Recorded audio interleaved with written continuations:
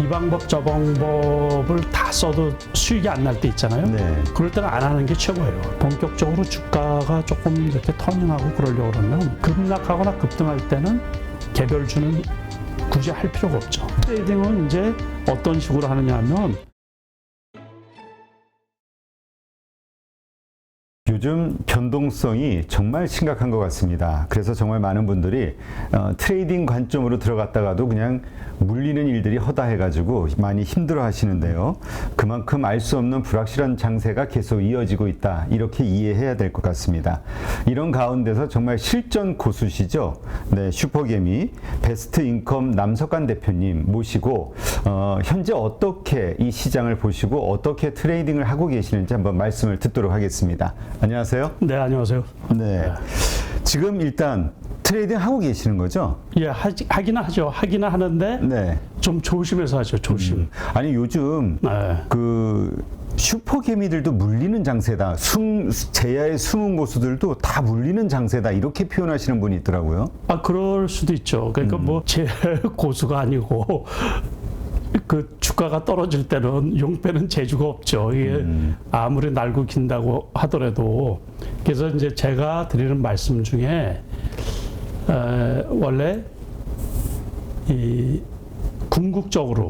궁극적으로는 이제 지수를 이기는 종목이 없다. 그렇게 아셔야 되거든요. 그러니까, 하락할 때는 방법이 없다. 종목에서. 그렇죠. 그러니까는 단기적으로 뭐 급등을 하고 그럴 수는 있는데 그거는 이제 어떤 세력들이 이렇게 이제 큰 세력들이 들어왔을 때 결국에는 그 수급이죠. 수급이 지속적으로 들어오면은 주가가 올라가는 거고 이제 대부분 종목은 이제 그 위험하다고 느끼니까 그러지를 못하잖아요. 그러면은 주가가 지속적으로 떨어질 수밖에 없는 거거든요. 그러니까 지금은 장이 어려운 장이죠. 근데 어려운 장인데 벌써 바닥에서 코스피 기준으로 해서는 한 100포인트 정도 올라왔죠. 그러니까 그 미국의 이제 나스닥도 그렇고 급반등을 이렇게 한 2번 정도 하다 보니까 근데 이제 어려운 장세는 어려운 장세죠. 네. 지금 그 얼마 전에 그 파생 쪽에 아주 고수이신 분, 그 많이 언론에 노출되셨던 분인데 지금 활동을 안 하시고 네, 조용히 그냥 매매만 하시는 분인데 뭐 우리 많이 알려져 있는 슈퍼개미 분들하고 친분이 아주 깊으신 본인도 이제 그런 책에 이제 소개가 되시고 하는 분이니까 근데 다들 요즘 힘들어한다고 2,600선에서 물렸다고 다들 그 얘기를 하시더라고요. 그러면서 이번에 바닥이라고 전부 속았던 게 2,600이 바닥인 줄 알고 슈퍼개미들도 거기에서 올인했다가 지금 옴짝달싹 못하는 사람들이 꽤 많다 이런 얘기를 하시더라고요. 그렇죠. 그 당시는 이제 2,600이 바닥인 줄 알았고 2,500까지 떨어지면 이제 사겠다 그랬는데 그거는 뭐 여지없이 깨진 지가 한참 됐고 본인도 그래서 2,500에 사가지고 싸게 산 줄 알았더니 지금 이렇게 더 밀렸다고. 그렇죠. 그리고 거기에다가 최근에는 이제 2,300을 바닥으로 봤거든요. 그러니까는 그때 6월 말이죠. 6월 말에 코스피가 2,300까지 그 300 밑에 종가 기준으로 하루 있다가 2,530포인트까지 올라갔단 말이에요. 네. 그러니까 나스닥이 그때 1,600포인트 거기에서 13,300포인트까지 올라갔거든요. 그러면서 이제 코스피가 같이 상당히 많이 올라갔죠. 그러니까 그게 이제 7월 달 그러면서 8월 중순부터 또 다시 떨어지기 시작을 해가지고 2,300이 웬만하면은 지지가 될 거라고 생각을 했는데 미국에서 이제 지난달 FOMC에서 그 금리 인상을 하면서 주가가 밀리면서 우리나라 같은 경우도 거의 뭐 투매, 공매도 같이 맞물려 가지고 주가가 그 급락을 했죠. 그러니까 150포인트대까지 떨어졌으니까. 그렇죠. 그러니까는 거기에서 2,400, 500에 사신 분들도 지수 자체가 10% 이상 떨어졌잖아요. 그러면 개별 종목단은 20, 30% 빠지는 거죠? 순간적으로 20, 30% 빠지는 종목도 상당히 많이 있죠. 그러니까 거의 대부분 그 지난주 같은 경우 주가가 급락할 때 신저가 종목 그게 1,400개 이상 나왔으니까는 그러니까 엄청 많이 신저가라는 얘기예요. 그러니까는 네. 뭐 그 엄청 많이 떨어졌죠. 아무튼. 그러니까 하여튼 이렇게 그 정말 고수들도 그 예상을 잘 못할 정도로 네. 예측이 다 틀릴 정도로 아주 변동성이 심하고 이런 장세는 정말 처음이다 이렇게 얘기하시는 분들이 있더라고요. 그럴 수 있죠. 그러니까 네. 저 역시 대응하기가 되게 어렵거든요. 그러니까 지금은 이제 대응을 잘해야 된다 하는데 이거 네. 어떻게 대응을 잘해야 되는 건지. 근데 이제 그럴 때 있어요. 그러니까는 이 방법 저 방법을 다 써도 수익이 안 날 때 있잖아요. 네. 그럴 때는 안 하는 게 최고예요. 그래서 그냥 무조건 이 주식 속담에 여러 가지가 있는데 우리가 떨어지는 칼날은 잡지 마라라는 게 있잖아요. 네. 그게 보통이고 또 근데 역으로 말하면은 이제 많이 떨어졌잖아요. 많이 떨어졌는데 우리가 이제 2,500을 바닥으로 생각하고 2,300을 바닥으로 생각을 했는데 우리가 어떻게 보면 그 확률 게임으로 하면은 만약에 2,300에서 2,150까지 떨어졌단 말이에요. 근데 2,150에서 최악으로 떨어지면 어디까지 떨어질 건가? 그거 하고 올라가면 어디까지 올라갈 건가? 이제 그거를 이렇게 따진다 그러면 지금 2,200이 넘었죠. 오늘 네. 같은 경우. 그러니까는 여기에서는 지난번 바닥을 뚫고 내려갈 여지가 진짜로 거의 적지 않나 이제 그렇게 생각을 하는 거예요. 그럼 우리 대표님도 이제 바닥권에 거의 다 왔다. 그렇죠. 아. 네. 그러니까 지금 그 나올 악재들은 다 나온 거죠. 그러니까는 단지 지금 해소되지 않은 게 우크라이나하고 이라크 전쟁, 러시아하고 우크라이나 전쟁 그것만 해결이 안 된 거지.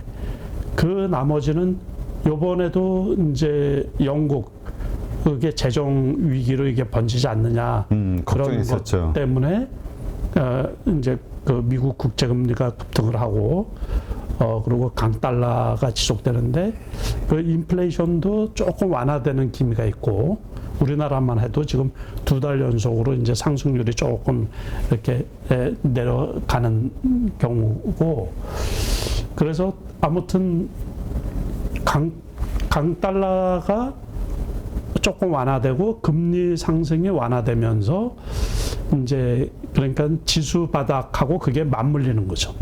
다 세 개가 다 그러다 보니까는 외국인 매수세가 이제 들어와서 지수를 이제 미국 주가도 그렇고 우리도 그렇고 강한 반등이 조금 나왔거든요. 네. 그러니까 추세적으로 지금 앞으로 계속해서 가기는 어렵죠. 이제 경기 침체 얘기가 나오면서 미국의 3분기 기업 실적들이 나쁘게 나오면서 주가가 급락하잖아요. 그러니까는 테슬라나 뭐 애플 같은 경우 이렇게 나오는 것처럼 이제 3분기보다도 4분기 실적이 더 나쁠 가능성이 있거든요.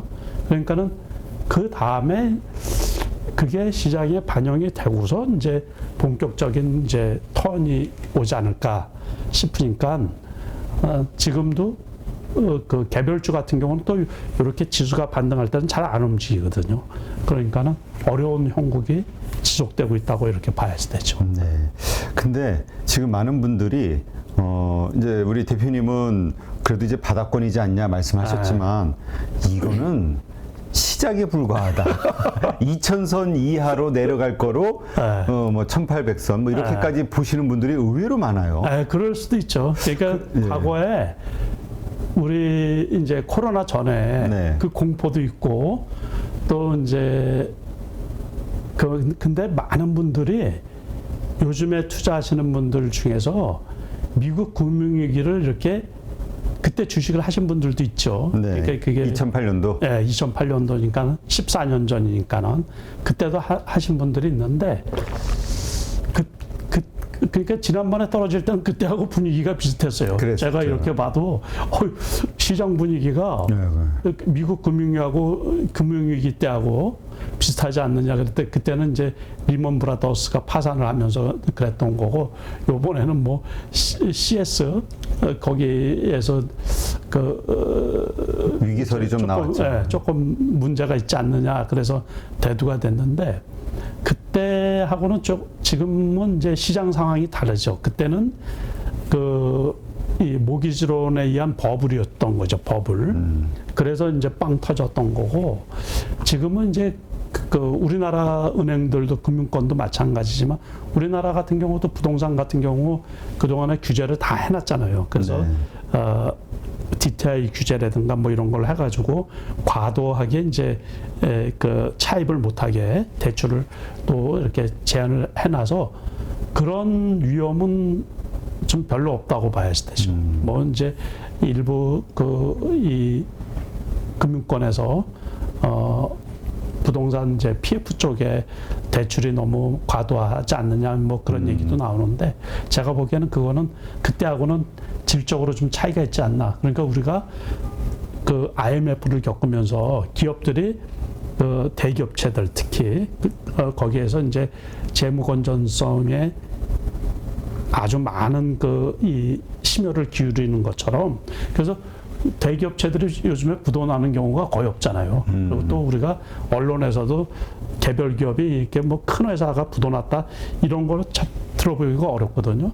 그래서 미국도 그런 쪽에서는 거의 비슷하지 않나 이제 싶은 거라 그 정도 위기는 아니지 않나 이제 그런 건데 그런 게 이렇게 노이즈로 해서 한꺼번에 오면서 주가가 이제 급락을 한 부분이 있죠. 그러니까 이러한 말씀하신 대로 바닥이라고 볼 수 있는 여러 근거들도 있고 또 위험하게 볼 수 있는 뭐 러시아에서 핵전쟁 얘기가 나오고 막 이러니까 그거는 리스크가 아직 남아 있죠. 지금 말씀하신 것처럼 저도 마지막 남아 있는 게 그거 아닌가 싶은 거예요 지금. 그래서 그거 어쨌든 이제 모든 게 해소가 되려면 유동성에서 유동성 과잉 공급에서 시작된 이제 인플레이션이 우크라이나 러시아 전쟁으로 인해 가지고 불을 지핀 거죠. 에너지 값이 급등을 하고 곡물 가격이 급등을 하면서 이제 스태그플레이션처럼 전 세계에 이렇게 닥치다 보니까는 미국에서 강력한 이제 금리 인상을 했던 거고 그래서 금리 인상도 끝물이잖아요 지금. 네. 다시 말해서 연말에 목표 금리 기준값이 4.4%라고 미국에서 그랬단 말이에요. 근데 내년에 평균 기준금리는 4.6%로 예상을 하거든요. 그러면 0.2라는 얘기는 내년에는 내리지는 않더라도 더 올릴 일은 거의 없다라는 얘기예요. 그러니까는 그래서 이제 그러면 11월 달하고 12월 달 FOMC가 이제 두 차례 남았는데 다음 달 같은 경우 0.75를 하면 이제 얼추 맞죠. 그렇죠. 그러면 그 다음에는 0.5를 한다든가 아니면 제가 보기에 0.5 두 번을 한다든가 그거에 따라서 해서 이제 그거는 웬만큼 이제 시장에 반영이 된 거예요. 그리고 경기 침체 얘기가 나오니까 에너지 가격들이 이렇게 많이 떨어지잖아요. 그래서 우크라이나 전쟁 이전 가격까지 떨어졌단 말이에요. 그러다 보니까는 오페크에서는 지금 감산을 한 거죠. 그래서 이제 조금 올라가고 뭐 이런 부분이 있는데, 그러니까 아무튼 그것들이 다 이제 세이브가 돼서 말씀하신 대로 혹시 핵 공격이라도 하고 그러면은 진짜 큰일이죠. 이제 그러면 한 번 더 떨어질 가능성이 있죠. 네. 지금 그렇다면 이렇게 위험과 그 다음에 또 싸다라는 어떤 기회 이런 것들이 같이 섞여 있는 상황에서 어떻게 대처할 것이냐. 왜냐하면 그냥 관망만 해야 될 것이냐 아니면 이렇게 쌀 때 안 사면 언제 사냐. 그렇게 얘기하시는 분도 있고. 맞아요. 예, 하여튼 어떻게 보세요? 그런데 이제 우리가 그 흠이 이게 주식 투자의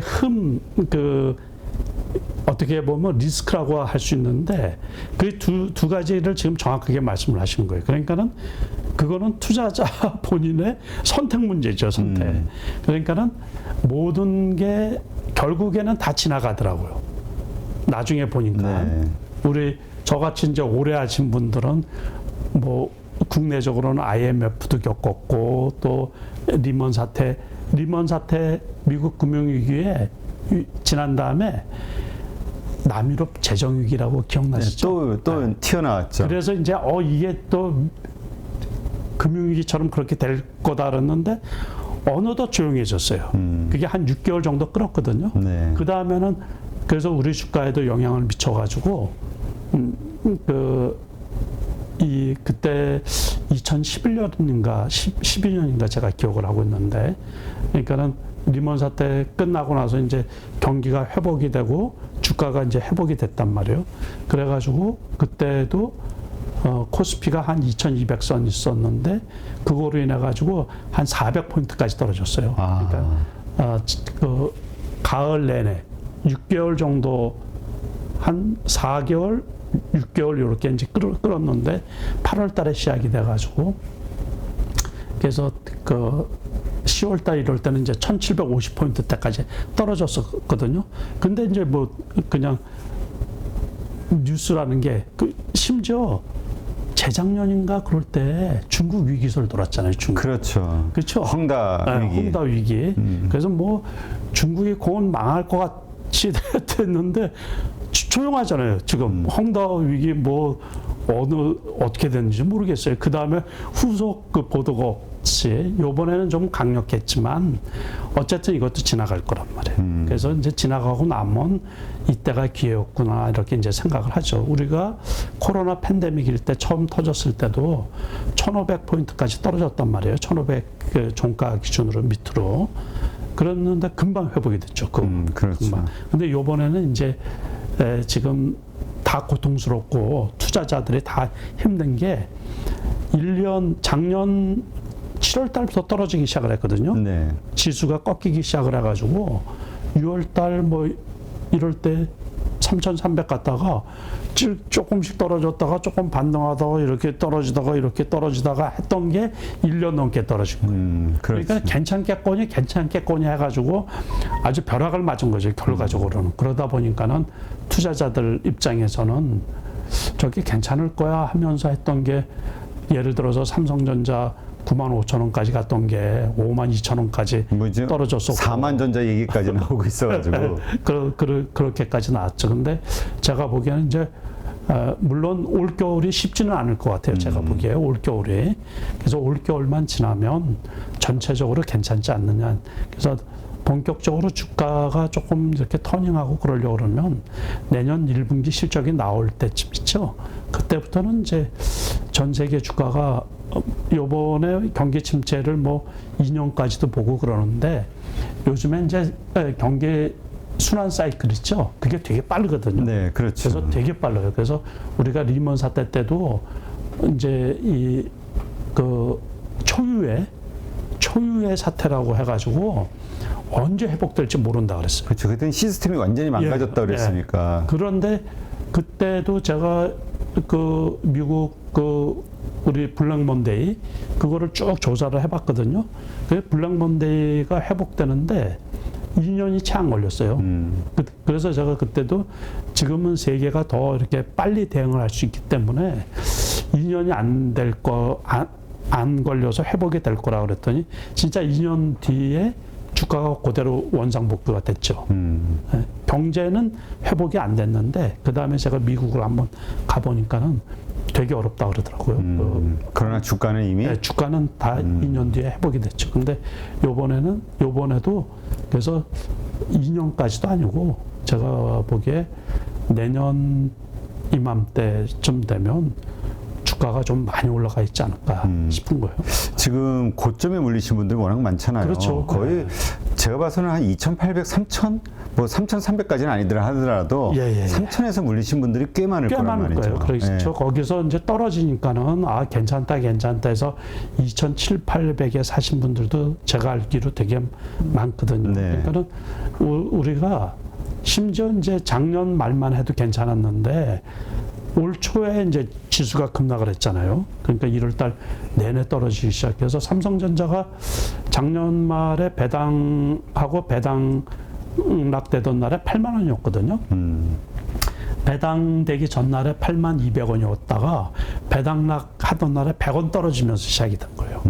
그래서 지난해 말에 7만 9천 원대에 충분히 이렇게 이제 매도하고 그럴 수가 있는데 그게 일단은 우리나라 대표 주식이 그만큼 많이 떨어졌으니까 그래서 차후에 주가가 떨어지더라도 그 정도까지는 떨어질 가능성이 거의 없는 거로 저는 만약에 그때까지 그렇게 떨어진다 그러면 그거는 진짜로 좋은 기회죠. 지금 그래서 이러한 이제 현재 이제 상황 인식이 이제 있으시니까 그것을 바탕으로 그러면 뭐 다른 사람들은 알아서 하면 되는 거고 단지 우리 대표님은 어떤 식으로 지금 생각하시고 투자 준비를 하고 아니면 하고 있으신지. 그래서 이제 그 본격적인 투자는 조금 자제를 하고 한 비중의 몇 프로 정도 가지고 지금 트레이딩을 하고 계시나요? 절대적으로 작죠. 전체 비중에 10%도 안 되죠. 10% 정도. 5% 정도. 5% 정도만 가지고 트레이딩을 한다. 하는 거죠. 전체 비중이 5%도 크거든요. 그렇지. 아니 무슨 보초병이 1억이라니까 할 말이 없죠. 그러니까는 뭐 저런 경우는 비싸잖아요. 그 삼성 SDI 같은 경우 오늘 58만 5천 원으로 끝났는데 그 58만 원이면 천주 사면 얼마요? 아니 그러면 그래서 이제 지금도 제가 그러니까는 그런 것들 위주로 그래서 지금 말씀드린 제가 누차 말씀드렸지만은 오늘 같은 경우는 이제 반등장에서도 외국인 매수세가 들어오면서 급등하는 종목들이 거의 2차 전지거든요. 그러니까 이제 일반 투자자분들도 뭐 다 아시겠지만은 지수를 반등시키고 이끄는 데는 외국인 투자가가 선도를 서요. 우리나라는 무조건. 기관 투자가들은 좀 보수적이기 때문에 회사에 몸담고 있는 사람들이죠. 그렇죠. 그러니까는 실적이 나쁘게 나오면 나중에 이 자료 보존이 쉽지 않고 이제 책임을 져야 될 부분들이 있으니까 보수적으로 운용을 해요. 주로. 그러니까 공격적으로 뭐 지수를 이끌고 그러지는 못하고 떨어질 때 방어 역할은 좀 하죠. 기관 투자가들이. 그러니까는 오늘 같은 경우도 보면 코스피 기준으로는 기관이나 금융투자 쪽, 증권 쪽이죠. 또 연기금 이런 데는 다 매도를 했어요. 매도 금액이 많지는 않지만 외국인만 이렇게 매수를 해서 이제 지수를 올린 거고 코스닥 같은 경우는 너무 많이 떨어졌으니까는 다 같이 이제 매수세가 들어와 가지고 코스닥은 조금 이제 급등을 한 부분이 있죠. 그러니까는 외국인이 매수를 하든가 기관이 매수를 해서 장을 역전시키고 리딩하고 끌어올릴 때는 무조건 대형주 중에서 가장 좋은 섹터들 나중에도 괜찮은 쪽. 그러니까 결국에는 누차 말씀드린 것처럼 2차 전지 쪽. 그래서 삼성 SDI라든가 오늘 LG화학, LG엔솔, 또 SK, 아이테크 뭐 이런 주식들이 오늘 조금 급등한 지수 대비 급등을 한 경우가 있고 LNG선 같은 경우 지금 4년차 일감까지 다 확보를 했다 그러니까는 요즘에 대표적으로 안 떨어지는 게 이제 현대미포조선. 네, 그렇죠. 10만 원이면 받아. 그리고 지난번에 이제 12만 원, 13만 원대까지 올라갔는데 그게 오늘 조금 강하게 올라갔고 현대중공업도 조금 이제 상승을 좀 했고 그 나머지들은 뭐 이제 삼성전자 같은 경우가 엊그제 그렇지만 이제 그거는 아시다시피 마이크론에서 경기가 이제 불투명하니까는 감산을 하겠다 그러다 보니까는 그럼 디램 가격이 올라갈 게 아니냐. 그리고 한 며칠 동안 그 필라델피아 반도체 지수가 꽤 많이 올라갔거든요. 그 이제 효과로 인해 가지고 그래도 5만 2천 원에서 5만 1,500원까지 장중에 떨어졌었는데 그래서 이제 5만 6천 원, 7천 원까지 왔으니까는 단기간에 조금 왔죠. 근데 차트상으로 보면 조금 다시 눌러줘야 돼요. 조금 눌러줘서 다시 한번 바닥을 확인을 하고서 이렇게 올라가죠. 그러니까 이중 바닥. 예. 그런데 지난번에는 이제 바닥인 줄 알았는데 그걸 깼단 말이에요. 그렇죠. 그러니까 요번에는 진짜 바닥이 그렇게 돼가지고 좀 투자자분들도 숨 좀 돌릴 수 있었으면 좋겠고. 그러니까는 그 개별주들 같은 경우는 이제 지수가 멈추고 지수가 어떤 박스권 안에서 돌 때 그 다음에는 이제 개별주장이 되는 거죠. 개별주장이. 그러니까 급락할 때는 급락하거나 급등할 때는 개별주는 굳이 할 필요가 없죠. 지금은 그렇다면 지수 관련 대형주. 아니요, 그것도 아니고, 그러니까 지금 반등해서 며칠 그런 거고, 이게 이제 전저점을 안 깨고서 오면은 다시 개별주가 개별주로? 움직이죠. 그러니까 그 타이밍을 잘 봐서 이제 대형주 같은 경우는 보초식으로 이제 조금 세워놓고 이제 자기가 선호하는 종목, 저 같은 경우 지금 말씀드린 그런 종목들, 기아차 같은 경우는 원래 좋게 봤는데 이번에 그 인플레이션 감축법의 직격탄을 맞아가지고 그렇죠. 3분기, 4분기 실적이 둔화되고 나쁘게 4분기 같은 경우는 더 나쁘게 나올 거로 보니까는 8만 원 넘어 있다가 7만 원 초반까지 지금 급락을 한 거죠. 그런데 그것도 괜찮지 않을까 싶어요. 그러니까 떨어져 있는 상태에서. 네. 그래서 이제 관찰은 하고 있죠. 네. 그러니까 지금은 하여튼 가지고 있으신 물론 액수 비중이 작아도 액수는 크지만 어쨌건 전체 비중이 한 5% 정도 가지고 네. 짧게 트레이딩하는 정도로 지금 시장을 대응하신다. 뭐 그런 거는 그냥 갖고 있고 트레이딩은 이제 어떤 식으로 하느냐 하면 당일날 팔고 다음날 당일날 사고 당일날 팔든가 아니면 다음날 팔든가. 아, 오래 안 가져간다. 예. 그러고서 이제 많이 떨어진 거는 좀 기다리고 있죠. 그런 것들. 그러면 장기적으로 그냥 들고 가는 주식. 네.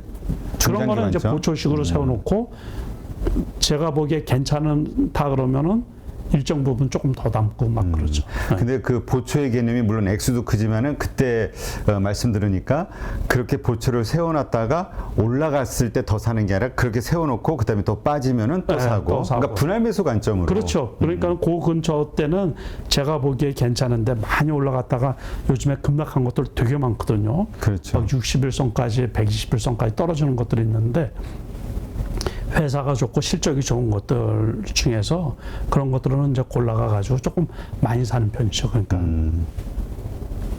몇 억 원어치. 그러니까 한 종목이더라도 보초병이 보초병 개념에서 조금 더 세게? 벗어난 거. 아. 그러니까 저 정도는 괜찮겠다 싶어가지고 요즘에 뭐 거래량들이 또 그런 종목은 많이 터지니까 몇만 주 사도 괜찮거든. 네. 그럼 뭐 금방 5억, 10억 되죠. 뭐. 네, 알겠습니다. 지금 이러한 식으로 시장을 대응하고 있다. 네. 그러면 이제 정상적인 시장이 됐을 때 이런 시장에서 뭔가 변화가 있었을 때는 가지고 계신 전체 투자 금액의 50%가 됐든 뭐 70%가 됐든 이제 투여하실 거 아닙니까?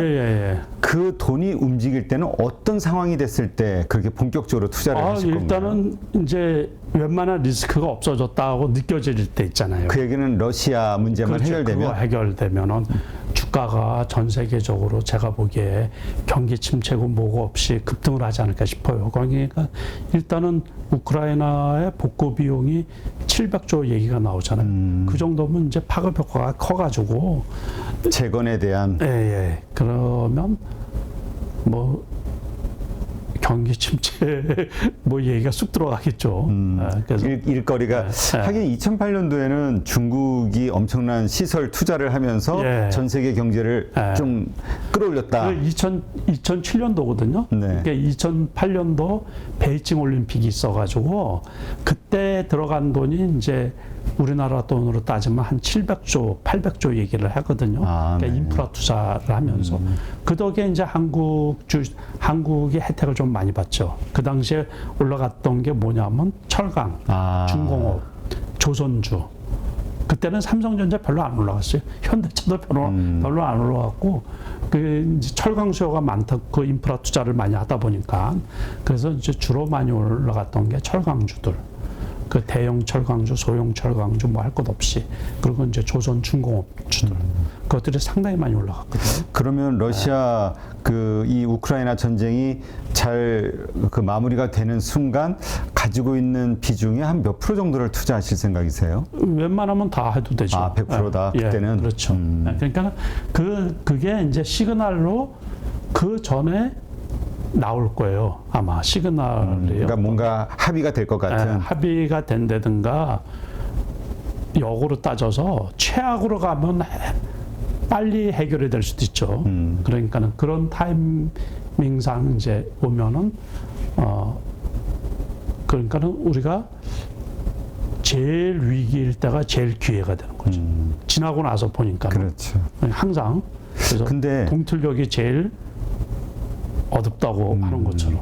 네. 그러나 우크라이나 문제, 러시아만이 아니라 연준에서의 그 긴축에 대한 공포심이 아직 있잖아요. 금리, 물론 이제 금리 인상이 4.4 이상 뭐 할 수 있겠냐 내년도에 이런 생각도 있지만 긴축이라는 걸 통해서 또 계속 인플레이션 억제를 위한 여러 조치들을 취할 수 있고 그것이 결국은 경기 침체, 기업의 실적을 끌어내리고 결국 주가를 내리는 거 아니냐. 그러니까 이제 우리가 주식은 선행이잖아요, 선행. 항상 미리 오고 미리 뜨고 그러거든요. 미리 오고 미리 뜨고 그래요. 그러니까는 그래서 이제 그런 것들이 지금 반영이 돼서 그런 거기 때문에 그게 또 좋은 기회죠. 다시 말해서 우리가 고점일 때 버블일 때가 위험한 거지 주가에서 제일 큰 리스크가 뭐냐면 주식 가격이 제일 많이 올랐을 때 그럴 때 투자할 데가 없어요. 그러면 이제 회수하려고 하는 거지. 그렇죠. 그래서 경험축도 되죠. 이게 경험에 의해서도 월가의 그 격언 중에 구두 닦기가 주식 얘기를 하면 시장을 떠나라 그 얘기를 했는데 재작년에 실질적으로 여기에 근무하시는 임원이신 분이 저한테 전화 와가지고 그래요. 진짜 저기 회장님 여기 구두 닦기가 주식 얘기 하는데 그러니까 그 꼭지가 뭔데 우리가 웃으면서 그 얘기했어요. 그러니까는 그 리먼 사태 전에 모 증권사에서 아주 유명한 펀드를 판매를 했거든요. 네. 그 기억이 나실는지 모르지만 제가 객장에 그 센터에 찾아갔는데 바이코리아? 아니, 한국에서? 그거 말고 저기 미래에셋에서 판 거요? 차이나 아니 인사이트 펀드라고. 인사이트 펀드. 그래서 그거를 그 센터장하고 이렇게 제가 그 말씀을 드렸던 거예요. 이 정도 왜 그러냐면 대기표를 그 펀드에 가입을 하려고 그러는데 대기표를 받아서 30분 이상 기다려야 돼요. 그게 제가 알기로 국민은행에서 판매를 하는데 3천억이 조기에 매진이 돼가지고 판매를 못했던 기억이 나거든요. 그러면서 제가 그 센터장인 분한테 그래서 이 상태면은 떠날 때가 막차가 아니냐고 제가 그 얘기를 직접 했거든요. 그러면서 리먼 사태가 터져가지고 그게 마이너스 70%까지 갔어요. 엄청난 손실이라 보통 손실이 아니에요. 주식 투자를 이렇게 수십 년 해왔지만 주식 가격이 높을 때 주가가 많이 올랐을 때는 투자할 데가 없는 거예요. 그걸 알기 때문에 그렇죠. 위험하고. 그런데 주가가 아무튼 이제 많이 떨어졌잖아요. 그리고 나는 현금을 갖고 있고. 그러면 아주 엄청난 기회가 되는 거죠. 그렇죠. 그리고 또 너무 기다리잖아요. 너무 기다리면 저점까지 안 올 때가 많아요. 그러니까 지금 이 정도면 살만하지 않냐라고 생각하시는 분들도 있지만 무슨 소리야? 더 떨어질 때 현금 90% 준비했어. 막 이러면서 기다리고 있는 그러니까 분들. 이제 그런 분들은 선택의 차이죠. 이제 그렇게 올 수도 있고 이제 조금 더 떨어질 수도 있고 제가 보기에는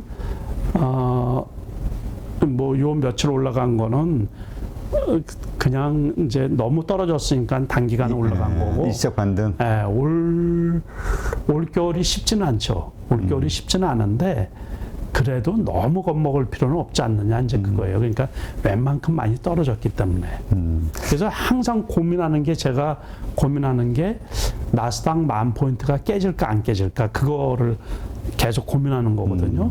근데 안 깨지더라고요, 이상하게. 근데 그러한 여러 가지 불안 심리가 있어도 만약에 러시아 전쟁, 그 우크라이나 전쟁만 해결된다면 그냥 확 예, 예. 투자하실 생각이신 예, 거죠? 예, 예. 연준의 긴축도 무시하고. 예, 그렇죠. 그거는 이제 뭐 원래는 과거의 경험에 의하면 연준에서 금리 인상 시기에 2차례 정도 올리면 다 반영이 되는 거거든요. 근데 요번에는 원체 세게 인플레이션도 원체 세고 그러다 보니까 이제 3차례 0.75를 했고 처음에는 0.25 하다가 0.75를 3번 하는 경우도 처음일 거예요, 아마. 그렇죠. 유사 이래로. 그래서 우리 이제 예금 금리도 이거 절대로 이 4% 예금 이자는 안 나올 거라고 했는데 지금 4% 넘는 것들도 많이 나오잖아요. 그렇죠. 그러니까 역사가 이게 되풀이돼서 이제 돌고 도는 거예요. 그러니까 그래서 제가 보기에는 그 정도 만약에 된다 그러면 그렇다고 해서 또 이제 우리를 믿어야죠. 우리 아, 기업들을 믿어야 되고. 기업들을. 네. 그쵸, 하긴 우리가 아무리 힘들어도 자본주의를 믿는다는 거는 네. 알아서 각자 살기 위해서 발버둥 칠 그렇죠. 테니 네, 그걸 믿자는 거잖아요. 그래서 그렇게 발전해 오고 그래. 뭐 지금까지 뭐 세상살이가 쉽지 않았죠. 그렇지만은 다 겪고 저도 주식 투자 전업 투자가 22년 3년 됐는데 별의별 일을 다 겪었겠죠. 그러니까는 그래도 또 지금까지 왔는데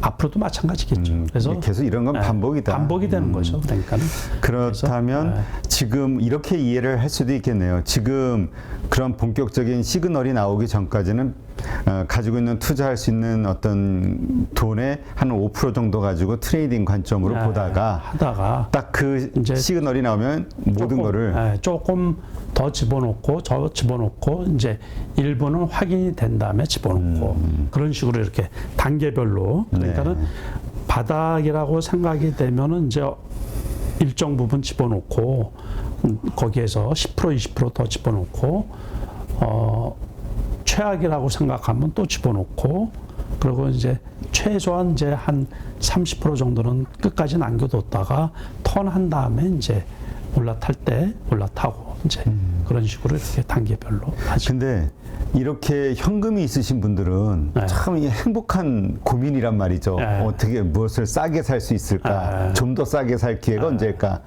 근데 이미 뭐 아까 말씀드렸듯이 2,800, 3,000, 2,600 이렇게 고점에서 물리신 분들 네. 이런 분들은 뭐 지금 현재 마이너스 40%뭐 이러니까 그렇죠. 팔지도 못하고 팔지도 못하죠. 네, 그냥 들고 가야 되는데 네. 또 이렇게 분위기가 한 1, 20%더 빠질 것 같단 말이죠. 그러니까 이제 어떤 생각이 드냐면 이거를 팔고 현금을 했다가 1, 20%라도 싸게 다시 살까? 이런 생각하시는데 이게 또 되게 위험한 생각이라고 얘기하는 분들도 있거든요. 그렇죠. 현실적으로 어렵다. 그러니까 본인 선택 문제예요. 그러니까는 제가 주식 투자를 쭉 해오면서 마이너스 30% 이상이 돼버리잖아요. 네. 그게 역전으로 가서 플러스가 나는 경우는 아주 드물거든요. 그래서 이제 그게 고민이 하나가 있고 또 이제 우량주를 갖고 있으면 괜찮아요. 우량주를. 그러니까 우량주라는 게 이제 뭐냐면 우리가 흔히 아는 우량주 네. 그런 것들은 대형주들. 대형주들은 일단 기업 재무 리스크에서 이제 벗어날 수가 있고 두 번째로는 뭐냐면 이 매수세에 이 연속성이 있다고요. 다시 말해서 이제 펀드라든가 기관이나 외국인들이 연속해서 이제 매수를 하니까는 매수의 연속성이 있는데 같이 물렸어도 개별주인 경우 거기에다가 이제 재무적인 리스크가 발생하는 기업들 요즘에 그 며칠 전에 그 기사가 한번 나왔죠. 그러니까 항공주들 같은 경우 잘못하면 완전 자본 잠식에 들어간다. 우주항공주들 소위. 아니요, 우주항공주들 말고 저 항공사들. 항공사 주식들 중에서 그래서 이제 자본 확충을 하기 위해서 유상증자를 일부 기업들이 작년 재작년에 유상증자를 많이 했거든요. 그렇죠. 그런데 이제 요번에 또 하게 생겼단 말이에요. 그러다 보면 주식 가격이 떨어질 수가 있죠. 더군다나 지금 비행기 리스비니 뭐 이런 거 그러니까 이게 달러 부채가 엄청나다고 그러더라고요. 그렇죠. 그 지금 말씀 잘하신 거예요. 그러니까 항공사 주식이 항공기가 전부 다 리스하는 경우가 많이 있잖아요. 그러니까 그 비용이 그 강달러다 보니까 그런 부작용들이 있거든요. 그러니까는 그런 그 재무적인 리스크가 있는 기업들은 이제 판단을 좀 잘하셔야 되죠. 그러니까는 유상증자하고 그러면 또 주가가 떨어지고 주식 가격이 희석될 수도 있고 그러니까는 또 그 개별 기업들 중에서도 이제 우리 상장사들 중에서 전반기 그 조사 나온 게 13% 이상 그 상장사들 중에서 이제 한계 기업이라고 그러거든요. 전반기 그러니까 2022년 상반기 결산을 해보니까는 그러다 보면 이제 그 재무적인 리스크에 의해서 뭐 감자를 한다든가 거래 정지가 된다든가 뭐 그런 위기에 처하는 기업이 생길 수도 있으니까 요번에 관리 종목으로 상반기 결산 끝나고 나서 관리 종목으로 넘어간 기업들도 많이 있잖아요. 네, 그렇죠. 그래서 이제 우리가 그런 리스크들도 다 챙겨봐야 된다. 이제. 그러니까 물리더라도 안심하고 잘 수 있는 대형주 중심으로 물려야 된다. 그래서 2차 전지 같은 거는 물려도 물론 이제 너무 고점에 물리면 안 되지만은 이제 요즘 가격에서 요 근래에서 물린다 그러면 회복될 가격대가 아닌가 이제 그렇게 생각을 하는 거예요. 제 입장에서. 그러니까 그 LG 화학을 뭐 100만 원 넘게 사시면 안 되지만은 지난 50만 원까지도 떨어졌었으니까는 요즘에 많이 올라왔다가 또 다시 50만 원대고 막 이런데 같은 대형주도 요 가격대에서 물린다고 하면 회복될 수 있지 않느냐 갖고 있으면 그러니까는 그게 이제 앞으로 아까 말씀하신 거하고 맥락이 맞는 거죠. 여기서 주가가 더 떨어지더라도 그래도 결국에는 나중에 회복이 될 거니까는 시간차지만 그때 되면은 회복될 기업들 그러니까 이제 리스크를 어느 정도 감수하고 그런 대형주들 중에서도 말씀드린 앞으로 주가가 올라갈 기업들 이런 쪽은 조금 이제 그래도 덜 위험하다는 얘기죠. 그런 건 그렇게 대응을 하면 되고. 네. 근데 요즘 그 하나의 그 현실적인 조언으로 이렇게 말씀하시는 분들이 종목 교체를 얘기하세요. 다 많이 싸졌으니까 그러니까 내가 들고 있는 종목이 앞으로 반등할 가능성이 좀 약하다면 지금 말씀하신 좋은 종목으로 좀 갈아타면 어차피 빠진 거 프로티지는 비슷하게 빠졌으니 그것도 괜찮은 방법이에요. 근데 하고 싶어도 이거를 팔았어요. 팔고 교체할 종목이 어떤 게 확실한 건지를 자신이 없으니까 그거는 못한단 말이에요. 그거는 다 마찬가지예요. 그건 다 마찬가지. 대표님도 그러세요? 아니, 대표님은 안 그러실 것 같은데. 저는 그 전에 다 잘라버리죠. 그러니까 마이너스가 뭐 이렇게 몇십 프로로 가도록 손절. 저는 내버려두는 성격이 아니라서.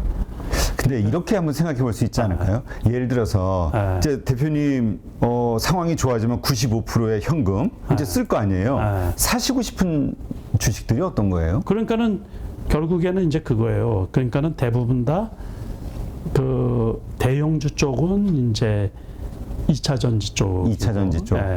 그리고 아까 말씀드린 것처럼 현대미포라든가 현대중공 많이 올라와 있는데도 불구하고 아니 그게 이제 떨어지면 한 얘기죠. 하락하면 그러니까는 하락하면 사고 싶은 종목들이 삼성 SDI라든가 뭐 이제 LG엔솔이라든가 그런 거 하고 현대미포조선이라든가 현대미포나 현대중공업하고 기아차 같은 거. 기아차 지금 이제 떨어져서 좋게 보고 있는데 뭐 더 떨어지면 이제 또 좋은 기회가 되지 않나. 이제 대형주 쪽은 그렇게 보고 있고 소형주 쪽은 이제 말씀드린 것처럼 매수세의 연속성이 있어야 되거든요. 그렇죠. 그러니까 소형주라고 해서 그냥 소형주 말고 그래도 기관들이 사는 소형주 있잖아요. 거래가 수반이 되는.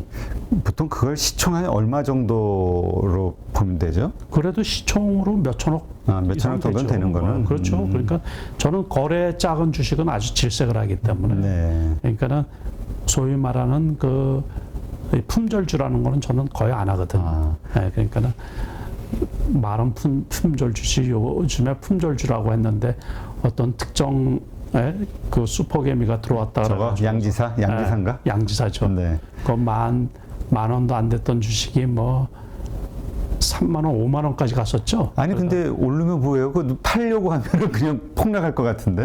그렇죠. 그럼 물량 나오면. 그래서 그런 거 이렇게 해서 이제 기업 가치에 비해서 터무니없이 많이 올라간 주식. 그러니까 이런 것들은 신규 투자는 절대로 금물이죠. 네. 뭐 기존 갖고 있던 분들이야 수익을 더 많이 내면 좋겠지만은. 그러면 그런 중소형단에서는 수천억 정도의 시총을 가진 주식들 가운데서 섹터는 어느 쪽을? 그것도 2차 전지. 2차 전지 2차 전지. 소재 뭐 이런. 네, 2차 전지도 이제 우리가 양극재, 음극재, 분리막, 전해질 이렇게 나눠져 있잖아요. 그러니까는 그쪽에 이제 요번에 또 그 일전에 많이 올라간 기업들도 있고 리튬 관련 기업들도 있고 그러니까는 같은 2차 전지지만 뭐 그래서 소재 쪽에 여러 기업들이 있거든요. 거기에다가 어제 또 상한가치고 오늘도 급등했던 종목도 있고 그런 것들이 이렇게 이제 눈여겨보고 공부하고 있다가 많이 떨어지면 많이 떨어지는 그 범위가 어느 정도 떨어져야 이거 살만하다 이렇게 보시는 건가요? 지금 기준에서? 그거는 이제 종목마다 틀리죠. 네, 대형주 쪽은 그 우리가 이제 그래프를 보잖아요. 기술적으로 네. 분석을 할 때 그래서 어디 쪽에서 저점이 이렇게 형성되어 있더라라는 게 나오거든요. 바닥. 네, 그러니까는 이제 주봉 같은 거를 이렇게 보면 저 정도 가격은 괜찮거나 그러면은 이제 매수를 하는 거죠. 그러니까 주봉으로 보고. 네, 그러니까는 어떤 기준이 일봉으로 보지를 말고 예를 들어서 이제 제가 가끔 인용을 하는 건데 신세계라고 아시죠? 네네. 그 주식이 3년 연봉을 이렇게 보면은 아주 심했을 때도 20만 원 이하로 떨어진 적이 거의 없어요. 그러면 20만 원 초반이면 괜찮잖아요. 그렇죠. 그렇게 이제 분석을 하는 거예요. 그러니까는 되게 악재가 많이 나왔는데도 코로나 때 그래 셧다운이 되고 막 그랬는데도 20만 원 이하로 안 떨어졌어요. 네. 그러면 21만 원 뭐 이 정도 사면은 거의 리스크가 없는 거죠. 그런 식으로 이렇게 보는 거예요. 이제 그래프를 꼭 지금 가격에 비해서 많이 올라갔을 때를 기준으로 하지 말고 그때는 이제 오버슈팅하는 주식이라는 게 오버슈팅도 하고 언더슈팅도 하고 그러잖아요. 이제 급락할 때도 있고 그러니까는 지금 가격으로 하면은 다 높죠. 이제 그러니까는 이슈가 터지기 전에 가격 또는 그래서 급등하기 전에 보통 어느 정도 선에서 지지가 됐는가. 그러니까 그 그래프를 기술적으로 분석을 해보고 또는 이 가짜 뉴스를 가지고서 주가를 올리는 경우도 많이 있거든요. 또는 뜬구름없이 뭐 내년에 있을 일 가지고 또는 연말에 있을 몇 달 뒤에 있을 뉴스를 가지고서 주가가 하루 급등하고 급락하고 이런 경우가 많이 있는데 그런 거 말고 또는 이제 재무적인 것도 이렇게 살펴봐야죠. 이제 그러면서 공부를 하다 보면은 종목들이 이렇게 나오거든요. 이제 그런 것들이 가격이 주가가 떨어지면서 같이 떨어질 때 있잖아요. 네. 그럴 때 이제 매수를 해놓는 거죠. 그렇군요.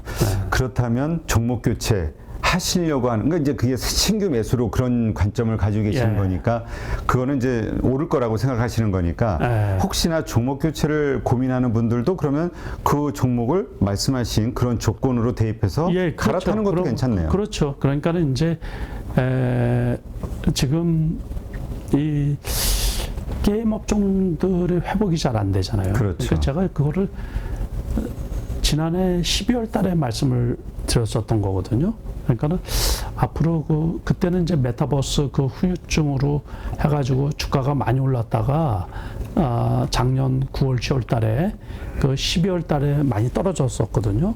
그때 이제 내년 전망 뭐 이렇게 말씀을 드릴 때 앞으로 이제 코로나가 끝나면서 그러니까 비대면 시대 때 곽강을 받았던 업종 중에 하나잖아요, 그게. 그런데 이제 대면 시대가 되면서 다시 곽강을 받을 수가 있을까 이제 의문을 품었는데 지금 지나고 나서 보면 이제 그런 쪽은 이게 산업이라는 것도 사이클 상으로 수시로 변동을 한단 말이에요. 그러니까 난 좋을 때는 저쪽 산업이 저 역시 마찬가지예요. 계속 뻗어나갈 것 같았지만은 이제 성장성의 한계가 오고 산업 패러다임이 바뀐단 말이에요. 그러면서 과거하고는 또 다르죠. 그러니까 과거 때 불과 이제 작년 재작년만 해도 유동성이 넘칠 때는 좋아 보이는 것들만 반짝이는 것들만 꿈으로 가지고 주가가 올라가는 스토리가 있는 기업들 네. 뭐 이렇게. 근데 이제 그게 아니고 지금은 현실 시대예요. 현실 시대. 그러니까 돈이 쪼이고 그럴 때는 실제로 얼마나 돈 버냐? 네, 그렇죠. 그러니까 앞으로도 벌 수 있는 기업들, 실제로 납품을 하고 돈이 들어오는 기업들, 그런 기업들이 이제 수익이 그 주가도 올라가고 그런. 그러니까 유동성이 축소가 된다라는 것은 주식에 들어온 돈도 제한적이잖아요. 네. 그러니까 모든 종목이 다 올라갈 수가 없고 핵심 주식들만 올라간다는 얘기죠. 그러니까 어떤 테마성이 유행할 때하고는 틀리죠. 그러니까 같은 테마라고 해도 실적이 나쁘잖아요. 그러면 이게 같은 섹터에서도 구별이 되겠죠. 구별이. 예. 그러니까 결국은 실제로 돈을 버는 기업, 예, 그 그거를 같은 섹터 내에서도. 예, 그러니까는 그렇게 하려고 그러면 어떻게 해야 되겠어요? 공부를 더 많이 해야 돼요. 그죠. 기업에 대해서. 예. 그러니까 많이 분석하고 많이 살펴보고 그래서 그쪽으로 이제 이게 축약을 시켜야지 되죠. 이제 종목도. 그래서 신규 매수가 됐든 혹은 종목 교체를 고민하는 분이라면은 대형주나 아까 말씀하신 대형주 쪽의 그런 기업들 또 중소형주 단에서도 시총 수천억 규모에서의 그 주로 전기차 관련된 소재, 전기 2차 전지 소재, 폐배터리나 뭐 이런 폐배터리나.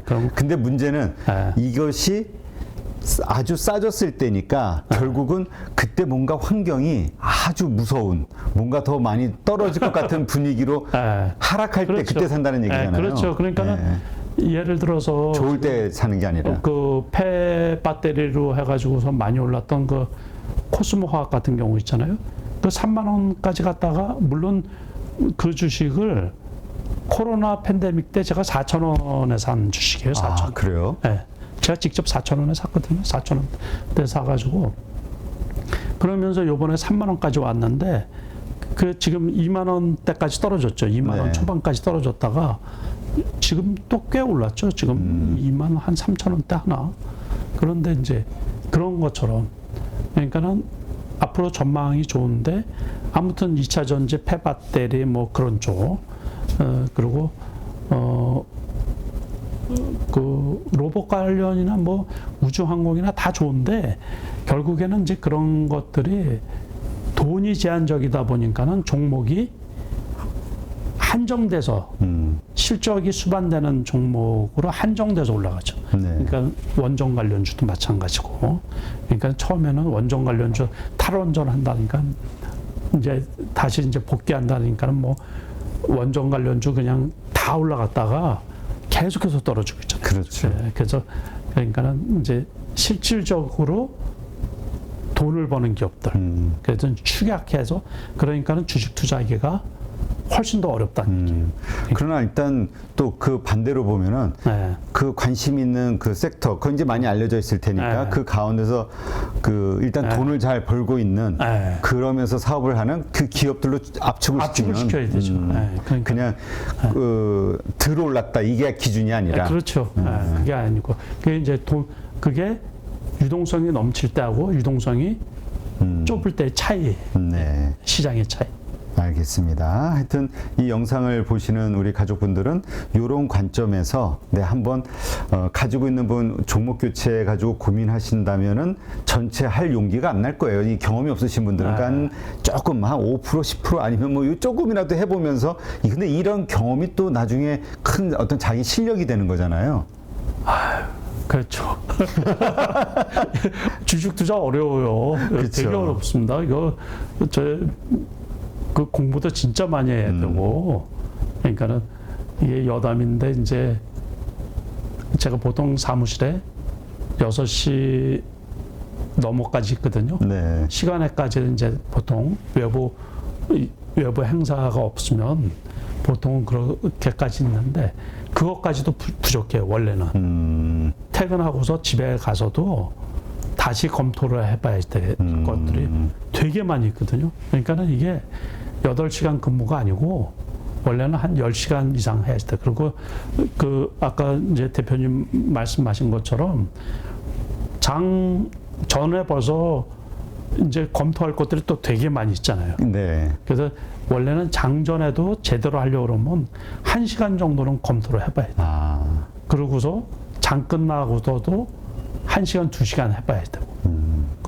그 우리가 3시 30분에 끝나면 제가 정리하는 데만도 원래 1시간 걸리거든요. 아, 그래요? 장중 정리만.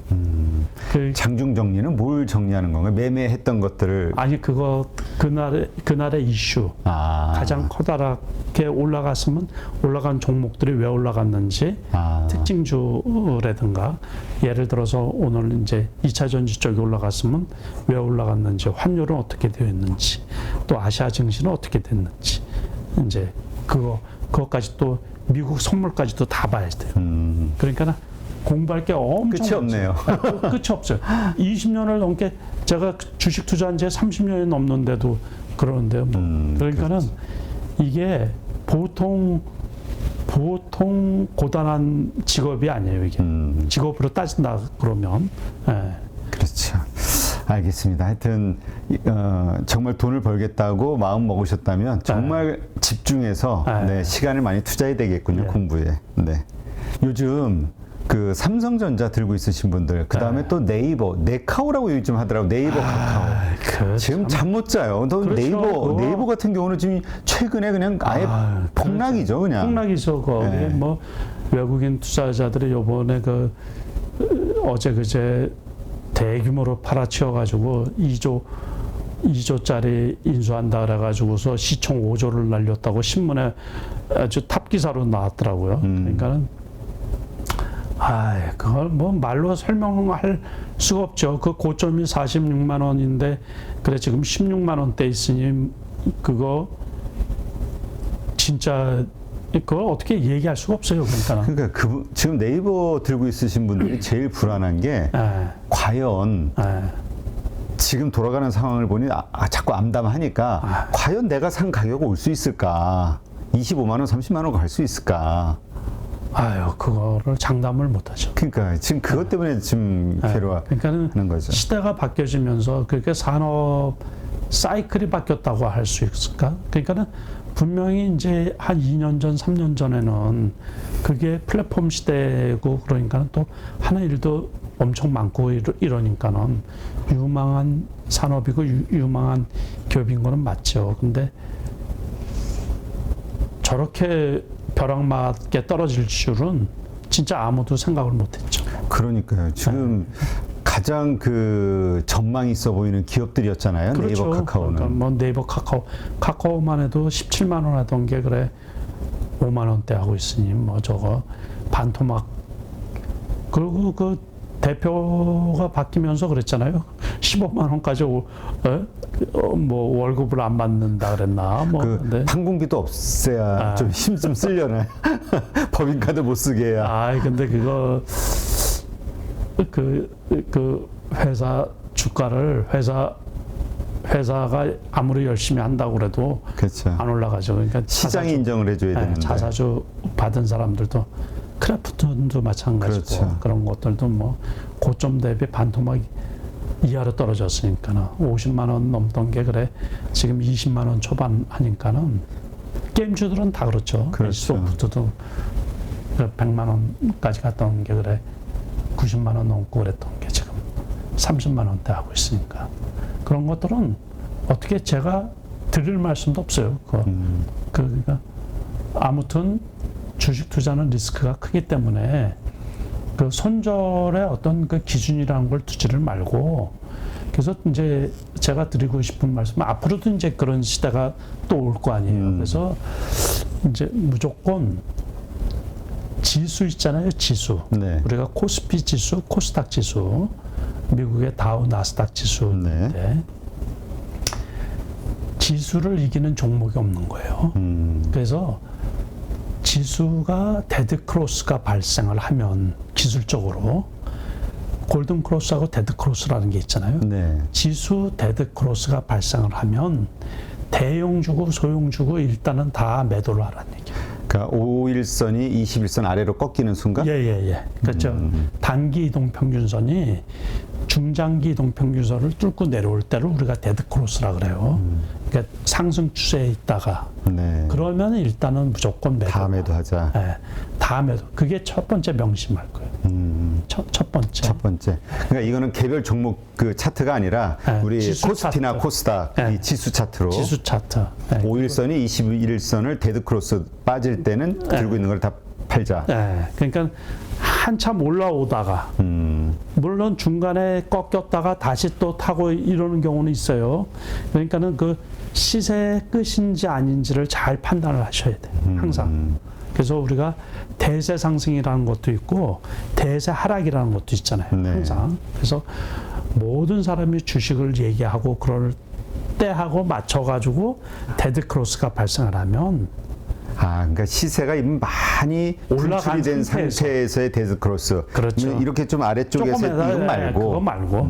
그러니까는 시세를 많이 내준 상태에서 데드 크로스가 발생을 하면 일단은 내 주식은 괜찮겠지 그렇게 생각을 하면 안 돼요.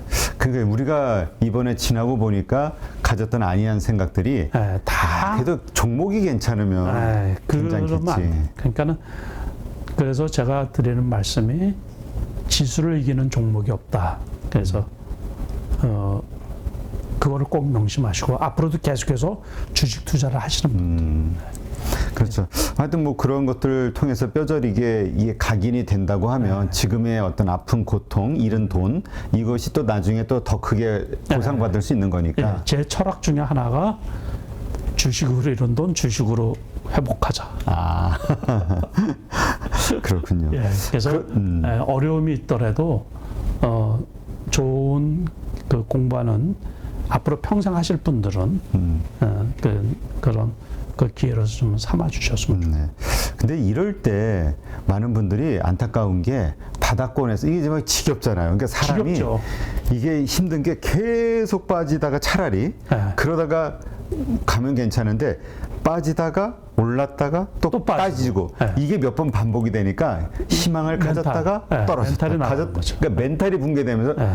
보기만 해도 짜증이 나는 예, 거라. 그래서 요번 장이 그런 장이에요. 네. 요번 장이. 그래서 요번 장이 이제 그리고 그 전에 장이 좋았기 때문에 그리고 또 사람들이 잘못 생각하고 있는 게 우리가 가까운 예를 그 코로나 팬데믹일 때 V자 반등이었잖아요. 그렇죠. 그러니까 요번에도 V자 반등을 생각을 하거든요. 근데 요번은 그게 아니잖아요.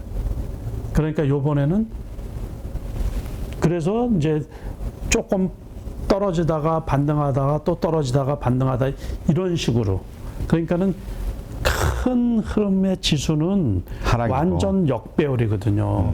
그러니까는 거기 조금 반등하다가 내려오는 61선에 치니까 또 떨어지고 또 떨어지고 해서 지금까지 온 거예요.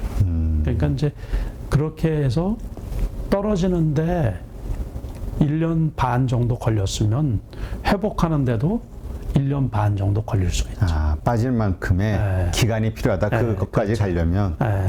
그러니까는 너무 급하게 마음 먹으시면 또 안 되니까는. 근데 그런 이런 상황에서 일상적으로 벌어지는 현상이 그러니까 여기서 이제 지겹고 머리 아프고 짜증 나니까 아, 쳐다보기도 싫어. 있는 거 그냥 40억이 50이 됐든 마이너스 그냥 손절해 버리고 시장을 떠나 버리는 분들. 그래도 되죠. 근데 나중에 보면 또 주식 몇 년 후에 또 주식시장이 괜찮다 하면 또 들어오잖아요. 또 들어오시죠. 그러니까 안 되죠. 그래서 차라리 이렇게 이왕 돈도 잃고 마음이 뭐 힘들긴 하겠으나 이 기간을 어떻게 더 잘 보내야 자신에게 이게 뼈가 되고 살이 되는 시간이 되지 않겠는가. 수업료 지불한. 그렇게 해서 이제 앞으로도 계속해서 하실 것 같으면 공부를 하셔야죠, 그냥. 네. 그러니까는 이럴 때 새로운 마음으로 그거 잊어버리고 이제 공부를 좀 많이 하셔야죠. 그래서 참 이 주식 공부가 애매해요. 어떤 교과서 같이 딱 틀에 박힌 어떤 정형화된 뭐 책이 있는 것도 아니고, 그래서 이제 나름 자기의 나름 처음부터 정해야지 돼요. 그러니까는 그 개별주만 내가 할 건지 대형주까지 같이 할 건지 해가지고 아니면 단기 매매 위주로 할 건지 그거를 정해 놓고서 시작을 해야지 되거든요. 그러니까 공부하는 어떤 그 기회를 삼아야지 되죠. 그러니까 만약에 계속해서 주식을 할 것 같으면은 시장 보는 눈도 좀 안목도 키우고, 우리나라 같은 경우는 장기 투자가 잘 안 되잖아요. 그렇죠. 사이클. 그러니까 저희도 이번에 보니까 결국은 인정할 수밖에 없는 게 한국은 뭐에 3년이 됐든 아니면 뭐 빨라져서 1년 반, 2년이 됐든 사이클 산업이기 때문에 실적이 좋다 역대급이다 이럴 때는 오히려 팔아야 되고, 그렇죠. 안 좋다 할 때 이때가 사야 되는 건가. 그래서 이제 제일 중요한 게 우리가 주식에 있어서 산업의 패러다임이 어떻게 변화되는가, 그때 초기에 진입을 하고 그때 해당하는 기업들 분석하는 거, 그런 거. 그러니까는 무진장 부지런해야 돼, 무진장. 그러니까 그래서 물론 시작해서 올라가고 수익 나면 한참 쉬었다가 또 이제 다음 이렇게 쉬는 것도 중요하고, 그러니까 맨날 들여다 보니까는 이제 마음도 급해져가지고 맨날 오르락내리락 하는 종목이 있다 보니까는 거기에 투자하다 보면 이제 돈 까먹고 이렇게 되거든요. 그러니까 한번 잘 매매를 해서 돈이 생겼어요. 벌었어요. 근데 그거 쉬지를 못하고 또 바로 다음 거 찾아가지고 들어갔다가. 그러니까는 그래서 시장하고 그 투자하는 거하고 매칭을 시켜야 되거든요. 그래서 우리가 재무학적으로 이제 전문 용어로 behavioral finance라고 있는데 행동 재무학이라고 그러고 행동 경제학이라고도 얘기를 하는데, 그런 공부도 좀 하시고, 그래서 자기 기질하고 자기 성격하고 주식 투자하고 잘 맞나. 그래서 모든 분이 주식 투자를 할 수가 있지만은 모든 분이 수익이 나는 건 아니거든요. 그렇죠. 그러니까는 나는 제가 그래서 전에 그 대면 강의가 가능했을 때, 코로나 전에 그때 강의할 때마다 드리는 말씀 중에 꼭 그게 있거든요. 그러니까 나하고 진짜 투자가 안 맞는데 그러면 주식 투자하면 안 돼요.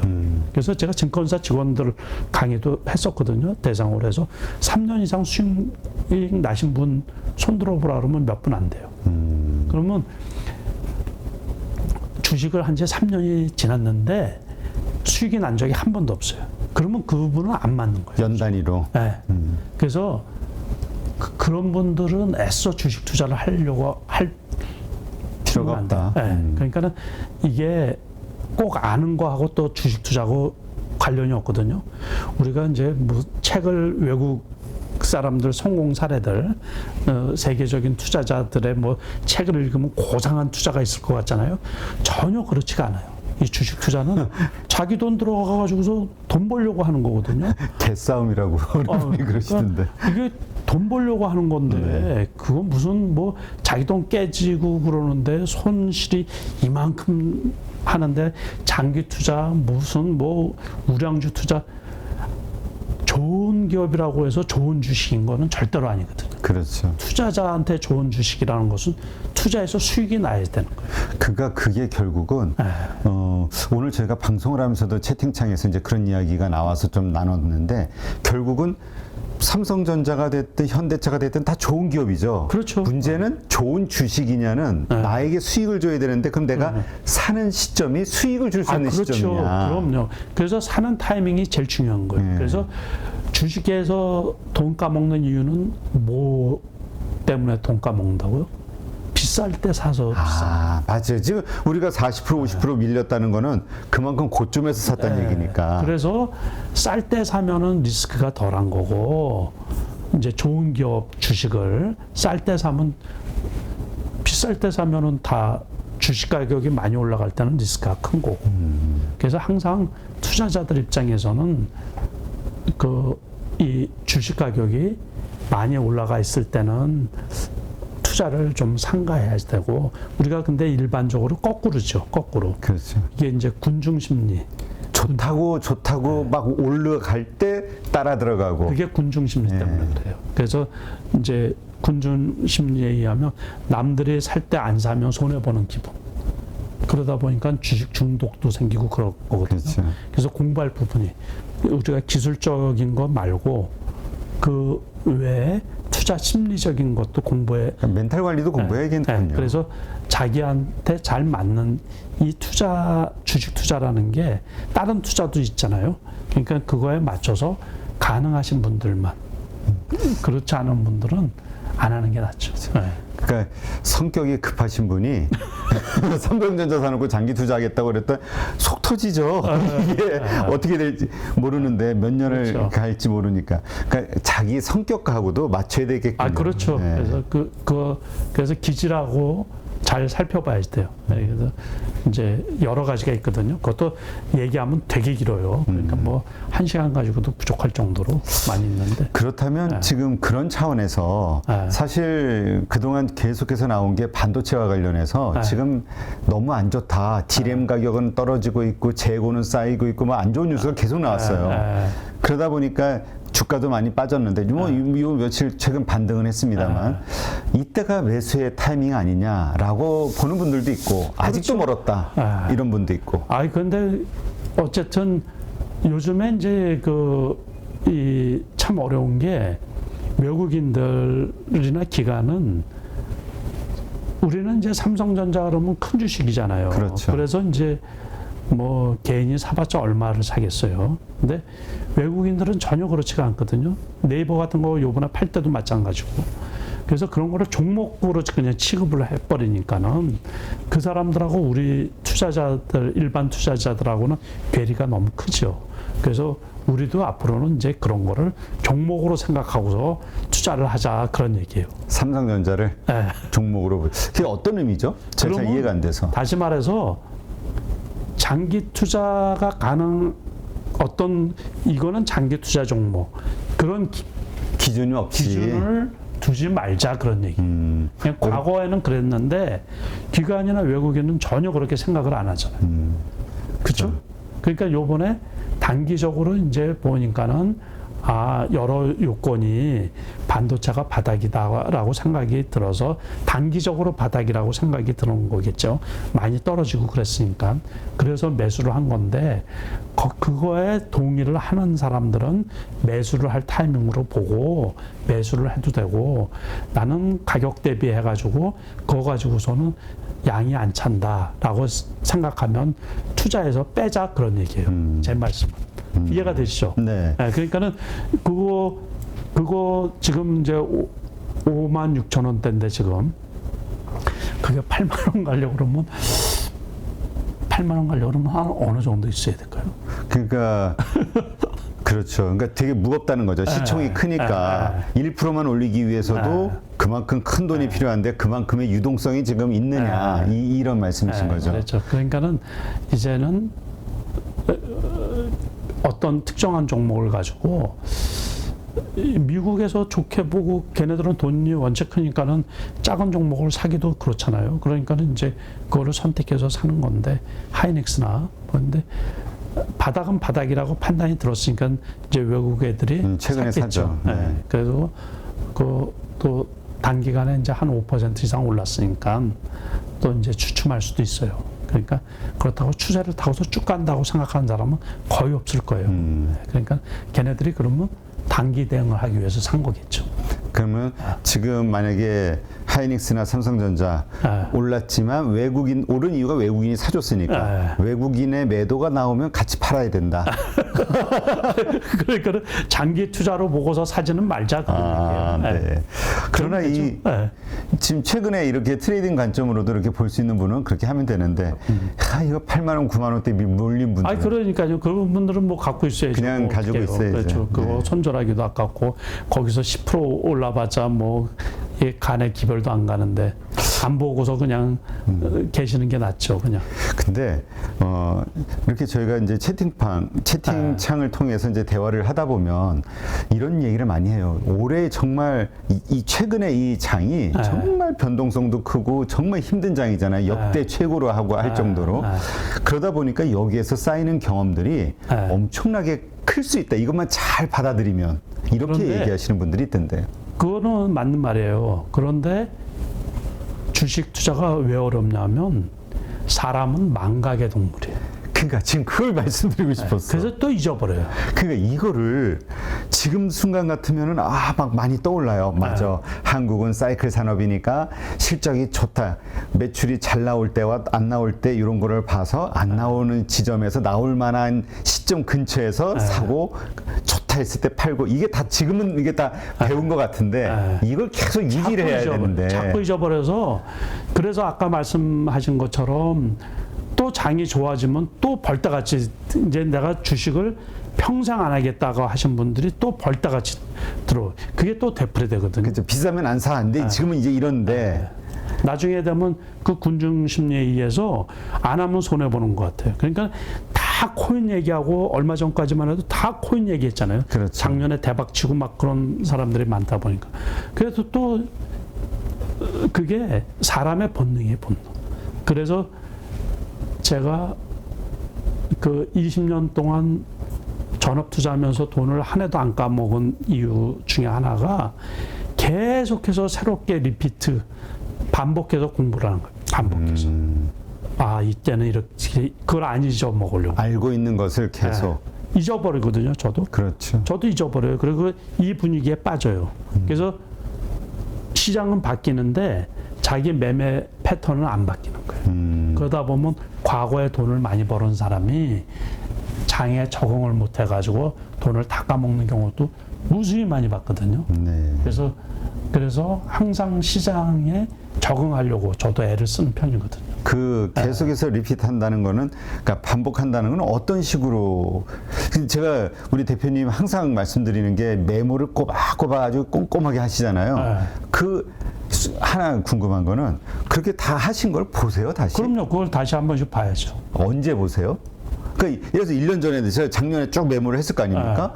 그럼 작년에 이렇게 보고 나면 그냥 노트 2021년 거 치워버리면 끝이잖아요. 그거 다시 꺼내서 보죠. 언제마다 보세요? 아니, 일주일에 한 번씩 볼 때도 있고, 한 달 뒤에 볼 때도 있고, 정리도 해놔요, 정리. 그러니까는, 작년, 이렇게 다시 말해서. 우리 대표님 영상 이 카메라 좀 한번 좀. 이거 보이면 안 돼. 그래요? 그냥 간단하게. 1월달 시장 정리하면 1월 달에는 이제 벌써 잊어버릴 수 있잖아요.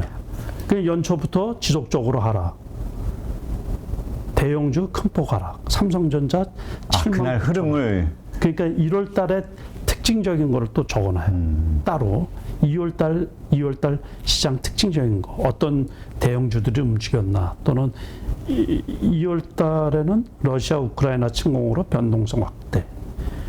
2월 넷째 주 큰 실수. 고점 매수. 하락 매도. 그러니까 매매일지가 참 중요한 거군요. 그래서 이제 요즘에는 이걸 더 간편하게 할 수 있는 게 컴퓨터상에 입력을 시켜놓고 이제 뭐 그래도 되는데 개별 종목 같은 경우 이슈 같은 거 이제 한 번에 쭉 봐서 전체 흐름을 볼 수 있게도 정리를 해놓고 그래서 정리할 것들이 되게 많이 있죠. 그리고 이제 수시로 봐야 되고 그러니까는 제가 이제 그 실전 투자 대회에서 이제 여러 차례 수상을 했다 그랬잖아요. 네. 처음 수상을 한 게 내가 괜찮게 하는 것 같은데 내가 전국적인 대회에 나가서 이게 먹히나 해가지고서 아주 조심스럽게 출전을 해봤던 게 15년 전이에요. 거기에서 처음 나가봤을 때 2등을 했거든요. 네. 그러고서 작년에 1등을 했었어요.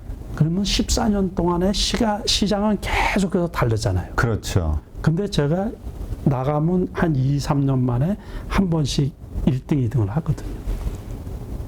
그 얘기는 계속 시장에 대해서 적응이 되고 적응이 이해를 하고 되고 있다. 네, 그래서 나이를 이렇게 많이 먹었는데 그래도 그 보는 작년에는 제가 이렇게 하면서 저 자신도 그 얘기를 했거든요. 제가 2014년도 이제 삼성증권 실전투자대회에서 1등을 했는데 그때 제가 수상식에서 뭐라 그러냐면 아마 대한민국 실전투자대회 최고령 수상자라고 최고요.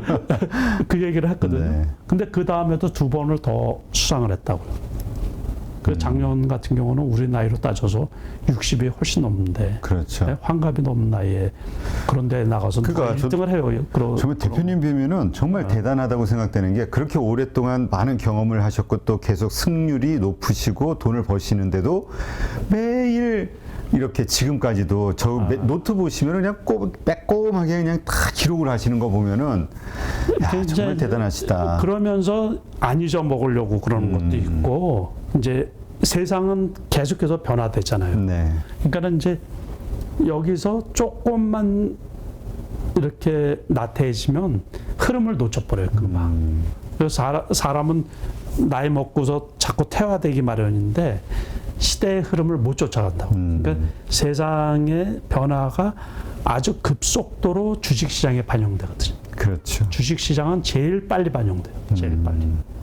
그래서 그 산업 사이클도 수시로 바뀌는 거고. 그렇죠. 그러니까는 1년 전에 했던 얘기는 쓸데없는 얘기가 돼버리는. 그렇죠. 또 이제 네. 하긴 그 얘기 하더라고요. 전에 노근창 센터장도 반도체 쪽의 전문가시니까 예전에 오던 그 반도체 사이클하고 지금하고 확 달라져. 너무 짧아졌다. 너무 짧아졌어요. 네. 산업 사이클 자체가 전에는 2년이었어요. 네. 그래도 최근에 아주 전에는 5년이었었고 처음에는 10년이었죠. 산업 사이클이 10년 그러다가 5년으로 짧아졌다가 최근에 2년이라 그랬거든요. 근데 저는 2년도 지금은 2년도 아니에요. 그러니까는 요번에 이제 경기 침체 얘기가 나오잖아요. 그래서 제가 생각하기에는 6개월이면 될 거로 봐요.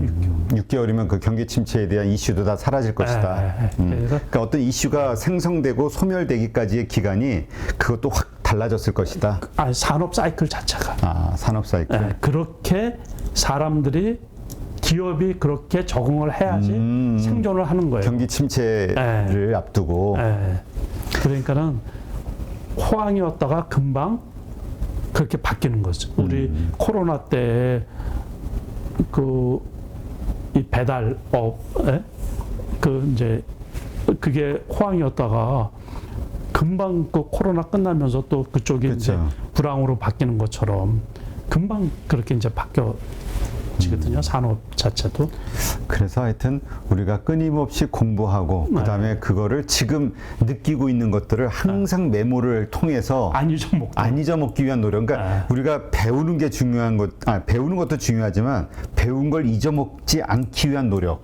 이게 중요하고 주식시장 사람 사는 거와 똑같죠. 그러니까 말씀한 것처럼 테마주는 계속해서 또 되풀이되고 사람 사는 게 뭐 똑같죠. 뭐 좋았다 나빴다 뭐 이렇게 하는 것처럼 그 주식시장은 다른 형태로 해가지고 또 테마가 형성이 되고 그러면 거기서 또 수익이 날 수가 있고 또 이제 지금처럼 이렇게 급락을 하고 그러면은 또 여기에서 또 부를 창출할 수 있는 또 기회가 생기는 거고 그러면서 이렇게 이제 또 발전해 나가고 그렇게 되는 거죠.